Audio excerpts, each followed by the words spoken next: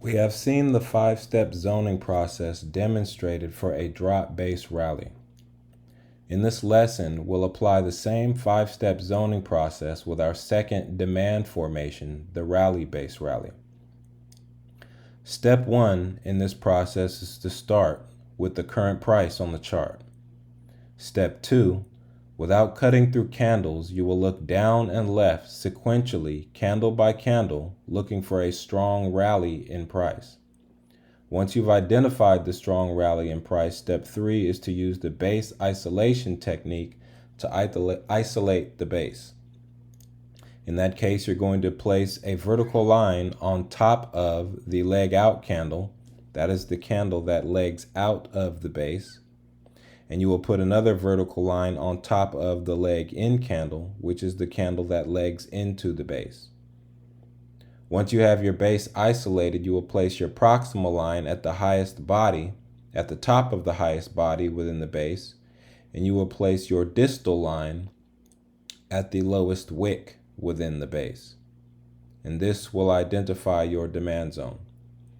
Once you've placed your proximal and distal lines and identified your demand zone, you will then score the formation of the zone using the zone structure odds enhancers, strength, time, and freshness. Now for strength, we're looking for a move out that is equal to or greater than twice the size of the zone. So the distance from the proximal line to the distal line, that's the size of the zone, and the move out needs to exceed twice the size of the zone. So we see in this example that the move out exceeds twice the size of the zone, so the strength indicator would score 1 point. We also want to see that the move out breaks out above an opposing supply zone. And what we want to look for is that the move out breaks above the distal line of the opposing supply zone.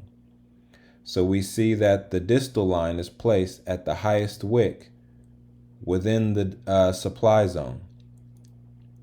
So once price breaks through that distal line, strength would get another point. 1 point for move out and 1 point for breakout. So then we would score strength with 2 points. We also want to look at time. How much time did price spend in the zone?